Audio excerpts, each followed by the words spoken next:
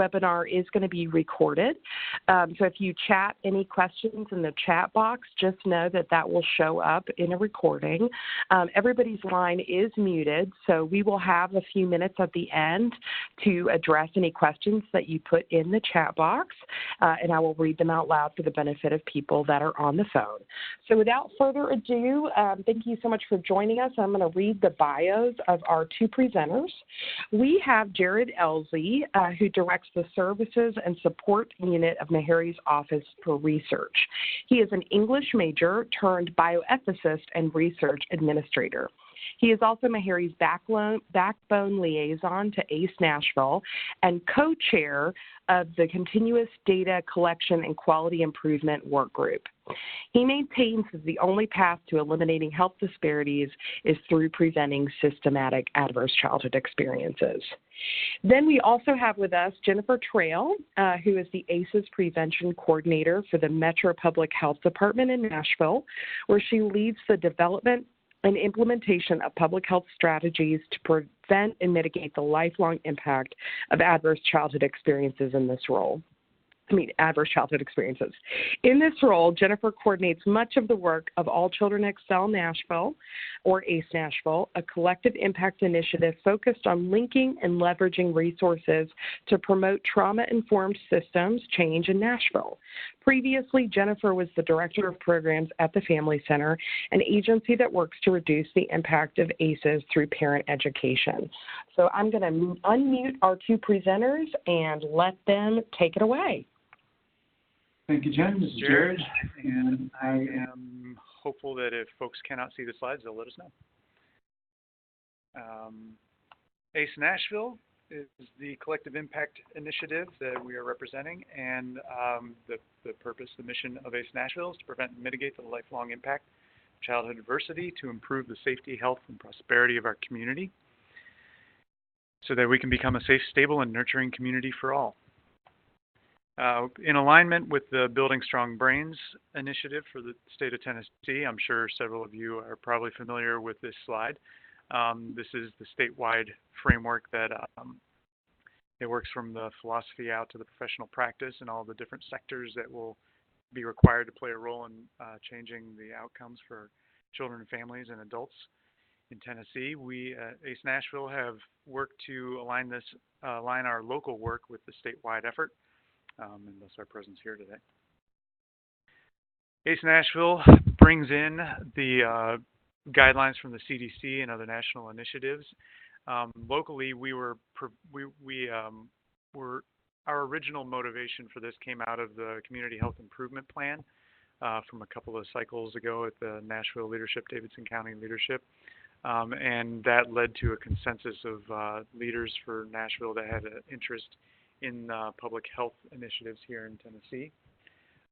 The primary workshop question that they centered around were what strategies can we use to implement a comprehensive public health initiative which will prevent childhood adversity, promote family resilience, and improve lifelong health. Out of that consensus workshop came 4 focus areas that have turned into ACE Nashville's 4 work groups.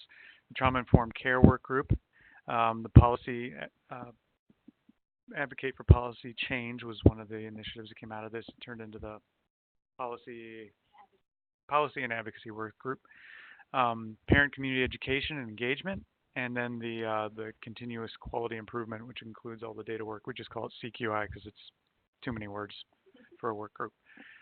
These then we focused on developing a collective impact model as we were noodling around all of these different initiatives and approaches, and the awareness that built up statewide through the Building Strong Brains collective was a lot of momentum that helped us coalesce around this focus. To talk a little bit about collective impact and what that model is, it recognizes that complex problems require collective impact, collective action, and how you solve those is, you can see from left to right here, chaos into a row of ducks marching all in the same line. You can look up more information on collectiveimpactforum.org, or you can just Google the SSIR Collective Impact, which was the original paper that was the Stanford Social Innovation Review Journal article. There's lots of back and forth on it. by and large, it is a new term for an older concept with more refined methodology around it. In our case, the 5 conditions of collective impact require shared measurement, mutually reinforcing activities, continuous communication, and backbone support, all centered around a common agenda which all organizations and partners on the effort own and contribute to. For us, this developed into ACE Nashville's theory of change, where on the top left, you see in red that infants, children, and youth are under toxic stress. That is the current condition that we wish to address. And as we work through the different logical assumptions, we insert ourselves in activity as ACE Nashville in the collective impact model, which we've specifically taken as a public health approach, which drives us toward multi-sector awareness of trauma-informed frameworks, linking and coordinating services and systems to accomplish that, and then multi-generational intervention strategies develop out of the organic work of all these different initiatives. And then that feeds into a successive cycle of improvement where adult capabilities are built and supported, and that improves the outcomes of children under their care and in their orbit. And then as those children grow up and become more efficacious adults, they are able to then improve the outcomes for the next generation. And we move through iterative generational cycles, in which case, over the course of 2 or 3 generations, we will see significant accomplishments in safety, health, and prosperity of our community. So our common agenda is listed here to prevent and mitigate the lifelong impact of childhood adversity to improve the safety, health, and prosperity of our community. So if we go back to that ACE Nashville collective impact box with the arrows around it, that, to explode a little bit, we have, by a grassroots effort and by a collective consensus approach, we have developed 3 tiers of activity that sort of branch out, if you can think of concentric circles, but the strategic guidance is provided by the leadership team. Currently, this is 15 members representing 9 organizations, but we have in our rules of engagement up to 25 members on the leadership team. These are all anchored. You saw earlier that collective impact requires backbone structure. Through the process of developing what we would need in a backbone organization, we realized that it was too complex an ask for a single organization. And so we ended up with a knitted backbone structure, which is represented by the Public Health Department here at Metro Davidson County in Nashville. Harry's Office for Research for the data partner, and Prevent Child Abuse Tennessee is our fiscal agent and nonprofit advocate. Then we have a broader group growing out of that leadership team, and the backbone support is our learning collaborative and the work groups that grew out of the chip that we described on the previous slide. Our 4 groups are the trauma-informed care, policy, advocacy, parent community education, and the CQI. We've also recently developed a subcommittee of pediatrics interest because that seems like an obvious place with adverse childhood experiences that would be interested in this work. Within that orbit and that cloud is community partners and the actual work group co-chairs. Co-chairs have equal representation on the leadership team, so they become the conduit between the larger working group and the learning collaborative to feed information up, back, and forth between the strategic guidance of the leadership team and the actual in the community type work that provides the information that moves us forward. The work groups vary in their membership from approximately 9 members on the CQI, we are tiny but mighty, to about 30 or more members that are represented on the trauma-informed care and the parent community education group. In between, that represents about 70 orgs, but because this is more of a free association group, their members come and go, participants come and go. The Learning Collaborative attendance, which is a quarterly meeting that happens here at Lens Public Health Building. I say here as if we're in it. We're not. It's over there. I'm pointing over my shoulder. Nobody can see that. So anyway, it's the Learning Collaborative. Every 3 months we convene around about an hour and a half, and that attendance varies from 50 to about 120 people with a variety of organizations and individuals represented. At this point, I'm going to hand it over to Jen. Am I handing it over to you? It's who's in the room. Yeah. All right. Yeah, I just wanted to hey, this is Jen Trail. Hi. Just wanted to give you an idea of who's in the room of our leadership team currently. When the co-chairs of the work groups, as Jared mentioned, are represented on the leadership team, they rotate out every 1 to 2 years, and then the rest are made up of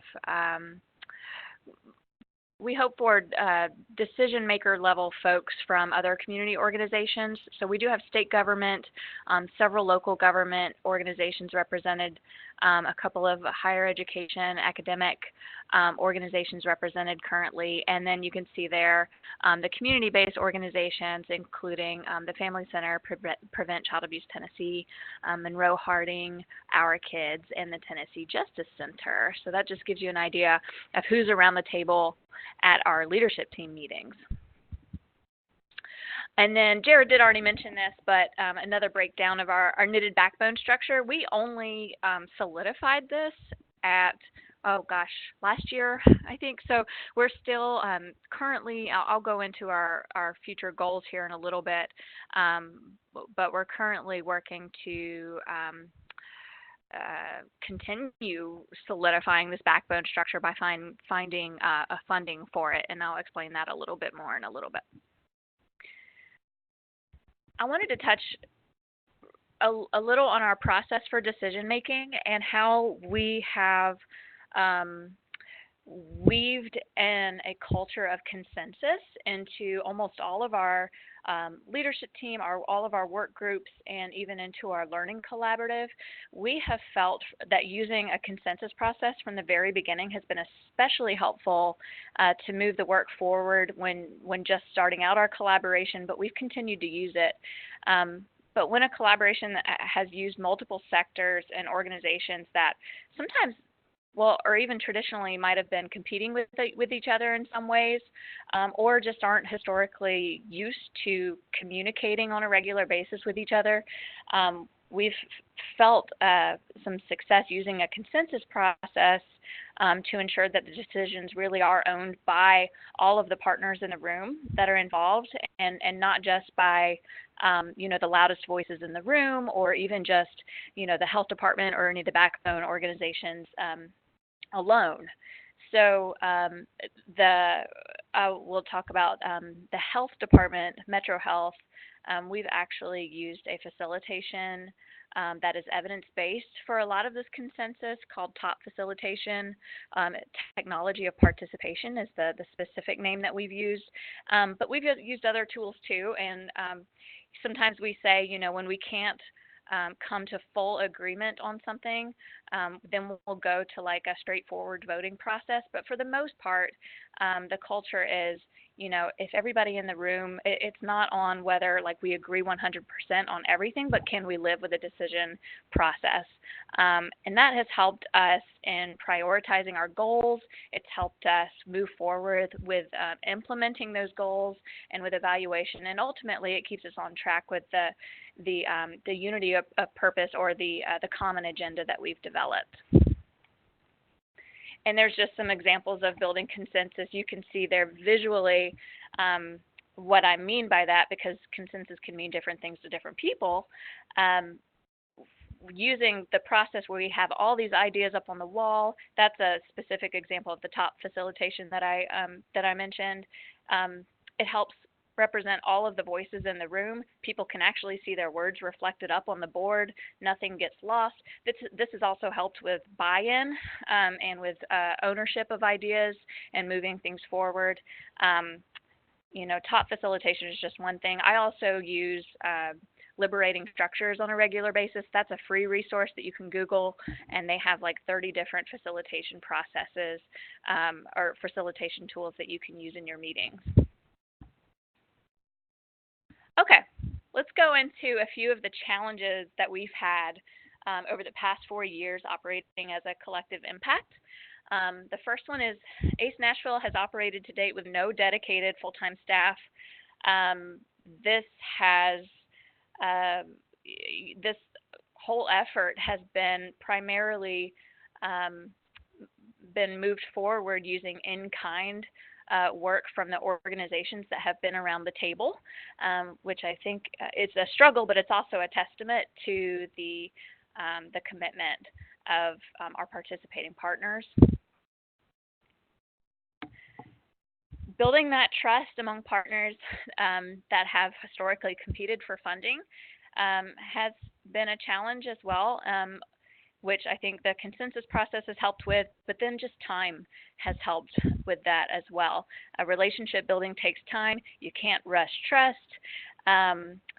Sometimes the analogy I use that we know that healing from trauma and toxic stress on the individual level takes relationships and time, and this is also true on the systems and organizational level. This is a new way of working for everyone. We're all on a learning curve. We've all been on a learning curve from the beginning. Members of the leadership team are leaders in their organizations, and they are often used to directing the process and how their organizations run. We've had to rely on consultation quite a few times to help us navigate a lot of those relational challenges and trust issues regarding both competitiveness with funding, but then just the learning curve we've had in learning not just about collective impact, but also around trauma-informed care. Using the public health approach with innovative strategies. ACEs are complex. They impact a large portion of the population. We have used a public health approach, and that has been a challenge in some ways to help us figure out what outcomes we want to strive for. Race, equity, and inclusion also has been a challenge for us. Of course, equity work is really integral to addressing ACEs, but it also means a lot of hard conversations to navigate. And then adapting the 5 conditions of collective impact. Again, the learning curve there has been interesting and has taken a lot of time. Particularly Jared went through the 5 of them. They were developing a common agenda, identifying those mutually reinforcing activities, and then working to develop continuous communication. Those have come somewhat easily for us, but the more challenging conditions have been the shared measurement system and then the backbone support organization, which took us a while to get to, but we have that now, and we're still figuring out the shared measurement, which I'll swing back to Jared to talk about that in a minute. And then another challenge is moving this work forward with no money.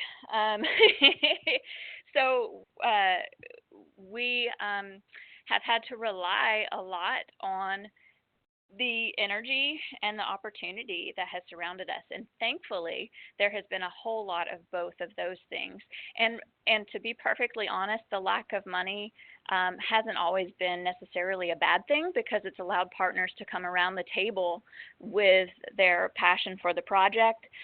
We've been able to operate a lot of times without expectations set by funders, or any kind of preset agenda or established grant priorities and stuff like that. So we've been able to rely a lot on the energy and opportunity and just creativity of folks in the room. And that has led to, I'll talk a little bit about the opportunities first. First of all, there's been a lot of interest in this area. And so people have come to the table, they've stayed at the table. We've been able to harness the community voice with the consensus processes and building community engagement around that. The Community Health Improvement Plan, or Nashville's CHIP, the one that came out in 2015 had a priority for mental and emotional health, for improving mental and emotional health in Nashville, and that was a huge jumping off point for ACE Nashville. That built a lot of momentum for the project. We participated a few years ago in Collaboration College, and then also just last year in the Collective Impact Catalyst. So there has been some support from funders, the funding community, that they've also been a collaborator in this process, and they have encouraged and been kind of a champion for the collective impact work. So we've been able to use that as opportunity as well. And just identifying values and our rules of engagement for our leadership team and our working groups, being able to really solidify those in writing and articulate them has helped move the work forward. And then, of course, aligning with the Building Strong Brains Tennessee work has built great momentum on the local level. We've been able to use all of the tools and the messaging and just the energy around that to stay on message and that common language across our partnerships. The real success has been in the ability to leverage the built relationships that we've made over this past several years. When ACE Nashville first got together or first started up as a collaboration, early on we met with local foundations and local funders to educate them on ACEs, but also advocate for the inclusion of ACEs related language in their request for proposals. And that has been a way to build energy across partnerships around the, addressing toxic stress and preventing toxic stress, but also a way to ingrain it into the DNA of our community. A partnership at M&PS, and we've been championing the Trauma-Informed Schools Initiative, and that not only have we been supportive advocates to move the work forward for trauma-informed schools, but aligning with that work has also helped our initiative as well. The Public Health Department, I'll speak to my own position. Actually, ACE Nashville was one of the was an impetus for adding a FTE dedicated to addressing strategies for to address adverse childhood experiences as a public health issue. So they added that position, and here I am talking to you. Of course, our relationship with BSB Tennessee has been a strong point for us. And it has moved the work forward in many ways, as I mentioned. I also wanted to mention how, not just on the local and the state level, but also building relationships on the federal level. Senator Lamar Alexander chairs the HELP Committee, that is the Health, Education, Labor, and Pensions Committee. They were developing some legislation around the opioid crisis, and wanted to incorporate language around ACEs and trauma-informed care, and we were one of the groups that they consulted with that, and they did. There is, in that legislation around the opioid crisis, there is language using a two-generation approach, and about the importance of using a trauma-informed approach in addressing the opioid crisis. Just a few of our successes real quick. Membership is, we have really great participation from some very dedicated partners. I attribute some of that to the ability of our partners to be able to select their level of participation through a variety of options, including our work groups, but also just the learning collaborative that we have quarterly. And raising awareness and working to change mindsets, which we know is an important part of creating systems change. ACE Nashville members have been responsible for training more than 20,000 folks in Middle Tennessee over the past 3 years on ACEs. We were partners in both the 2016 and 2017 Healthy Nashville Summits put on by the Healthy Nashville Leadership Council. In 2018, there was an addiction summit, and ACE Nashville was a partner in that as well, and that summit focused on addiction through an ACEs lens. Just a couple months ago, May 14th, we advocated for some awareness raising at the city level, including for city leadership, metro departments, city coalitions, and advisory boards to have more awareness among the decision makers at that level. And then Mayor Briley did a proclamation for ACEs Awareness and Trauma-Informed Day of Action on May 14th, which is very exciting. We've had several articles in the Tennessean, a couple of op-eds that we've helped with, and then some things related to advocacy around trauma-informed schools. And then, of course, raising awareness through social media. A few other successes in creating systems change to touch on. We have strived to support the development of trauma-responsive systems. and some examples have been championing the work that is going on at Davidson County Juvenile Court. They are doing some amazing programming over there to address youth violence and things of that nature through a trauma-informed lens. MNPS, or Metro Nashville Public Schools, I already mentioned, and through Alignment Nashville. Our trauma-informed care work group worked for a couple of years and are still working on something called the Roadmap to Resilience. They were calling it the Templates for Resilient Organizations, but essentially it's a toolkit to help organizations that want to adopt a trauma-informed approach, to give them guidelines, trainings, assessments, and a partner to move that change along internally within their organization. And currently where that project stands is in partnership with the University of Tennessee College of Social Work. They have been working to develop a validated assessment for that project, and then also put it on an online platform where it is more easily accessible. And I believe that those should be launched later on this year. And then we did have some success advocating for trauma-informed schools and sustaining that work, but also and expanding the school health nurse program at MNPS. The school nurse program was able to add 16 positions this year. There at one point was a threat of losing some social work positions within our school system, and we advocated to maintain those positions. And then the trauma-informed care work was being funded through Building Strong Brains funding, which sunsetted at the end of this fiscal year, and we were able to advocate to MNPS to include that programming into their operational budget this year. So we're thankful for that. Why do people stay around the table? Part of it is network expansion. So participating organizations have been able to come around. They come to the Learning Collaborative.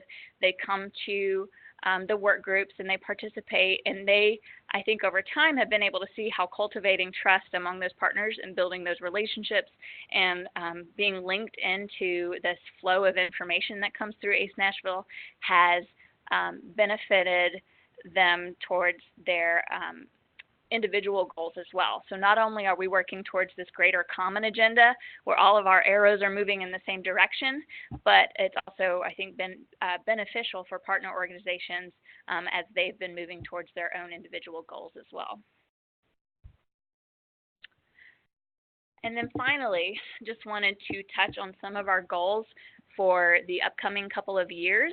Some of the work in establishing infrastructure for ACE Nashville has been to develop our first strategic plan. And we just were able to do this earlier this year. And so I will talk through these goals real quickly. We have aligned our goals with the Community Health Improvement Plan, which our overall goals are to increase safe, stable, nurturing relationships and environments, to improve mental and social emotional health of the Nashville workforce and its service recipients, and then also to improve health equity. And we've got our kind of midterm indicators listed next to those. We want to continue to see the trauma-informed work at Metro Nashville Public Schools grow. That they've had a ton of coaching for teachers and training happen. They've had 17 pilot schools implementing school-wide trauma-informed practices, but I believe Nashville, I shouldn't say a number because it's probably wrong, but we have almost 200 public schools in our district, and so we would love to see that work continue to grow. We want to see a reduced rate of discipline disparities at MNPS, and we believe that can be accomplished through the implementation of school-wide trauma-informed practice, among other things. We would like to see an increased number of other Metro departments that have full-time dedicated staff on trauma-informed care coordination. So not just the health department not just juvenile court, not just MNPS, but other departments as well that are investing in creating internal culture change to be more trauma-informed.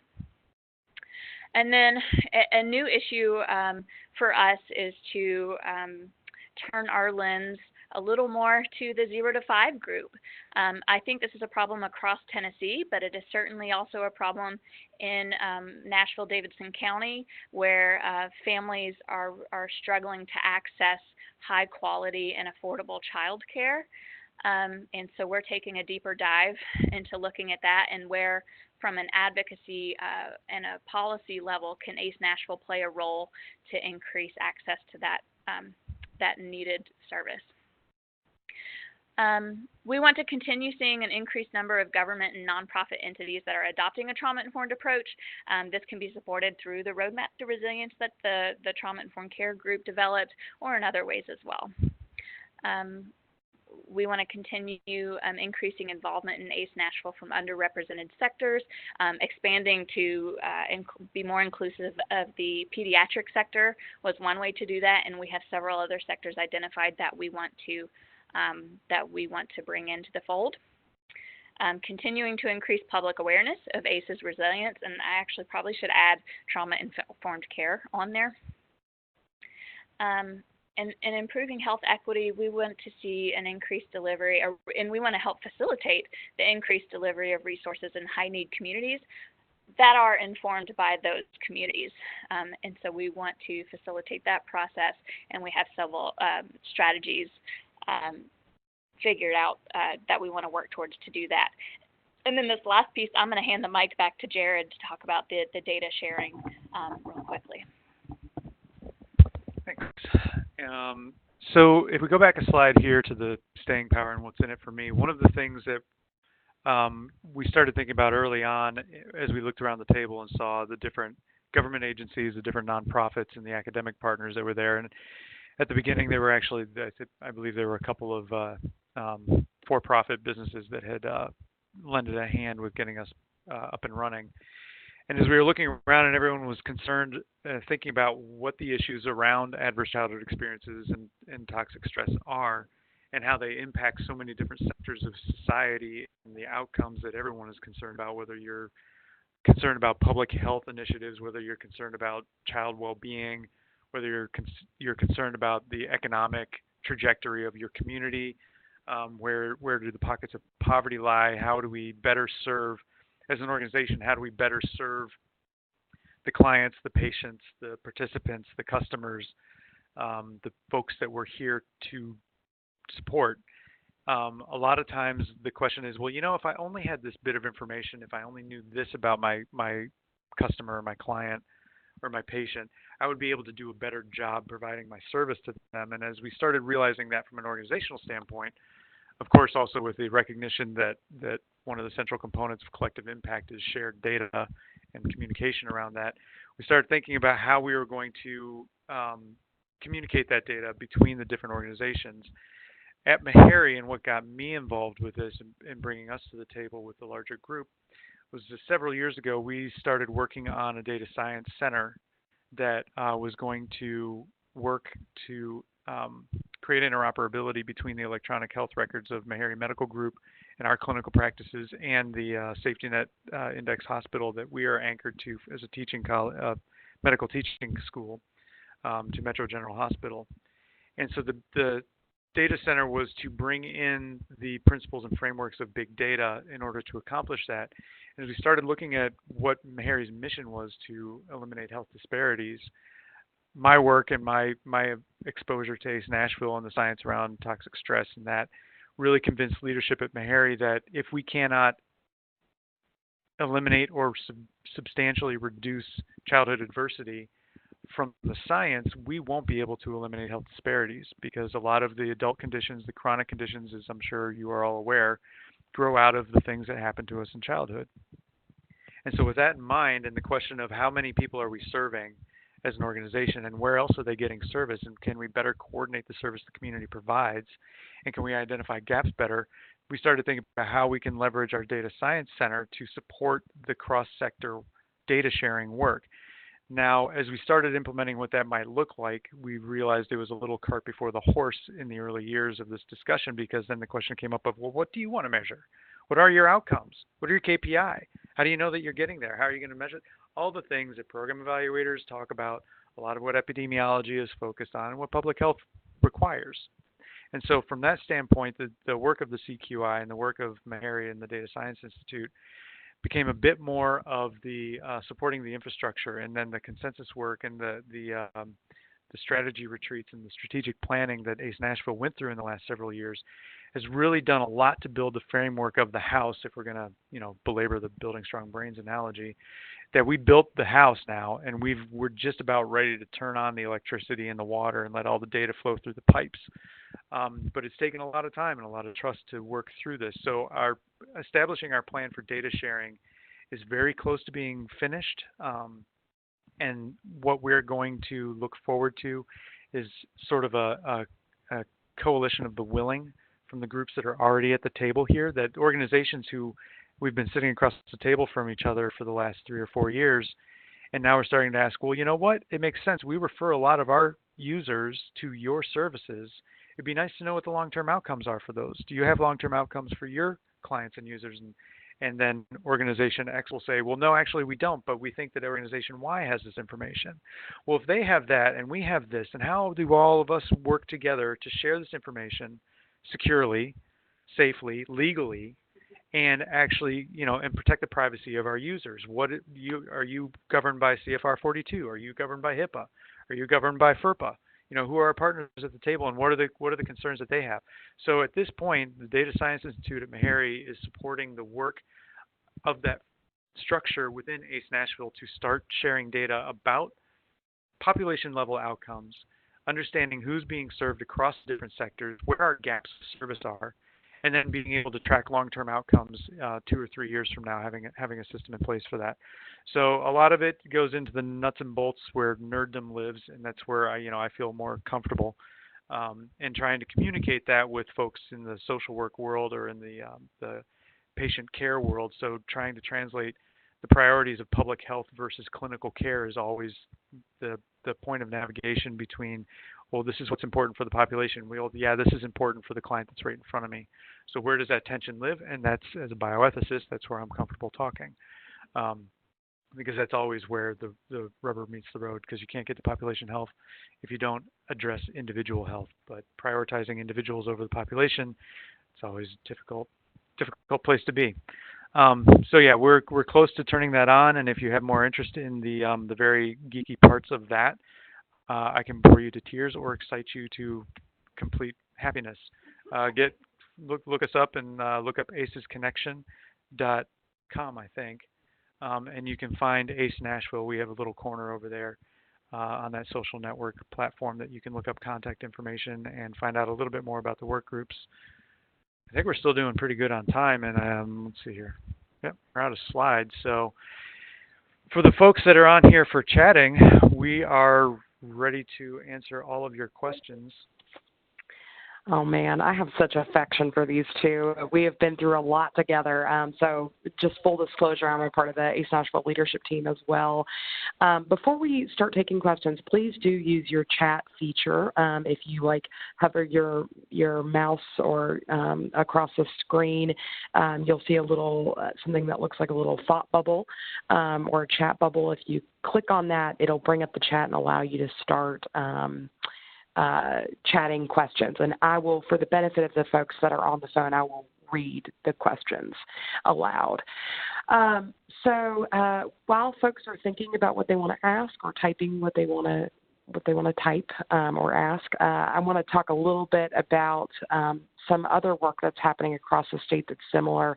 We featured both ACE Nashville and the work that's happening in Northeast Tennessee, these last 2 webinars, because we know that addressing ACEs, we have to address it from a population level. We have to address it from a community level, and we have to change systems and structures in order to promote good health and prevent toxic stress.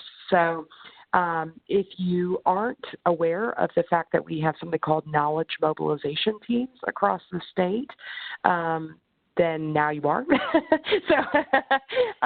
But they're doing similar-ish work. They're bringing communities together to figure out how do we create a resilient community, a community of health that can help all children build strong foundations for future lifelong health in our community. So if you're interested in joining one of those knowledge mobilization teams, please do email me, and I will get you connected with your a TCCY rep who is connected to the regional work that's happening in the 9 regions across the state.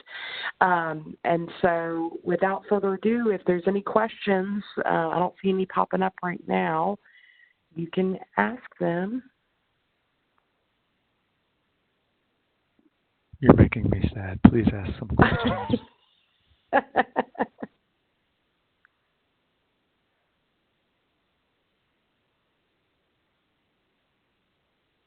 Okay.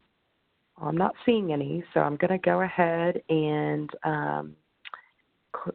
end the webinar, but I really want to thank Jared Elvey and Jen Trail for taking the time to deliver this webinar for us. Again, it will be uploaded to Tennessee Commission on Children and Youth's YouTube page, so you can find that. You can either just Google our organization name on YouTube, or you can find a link to our YouTube page through our website, which is tn.gov/TCCY. All right, everybody have a great day. Thanks again. Bye.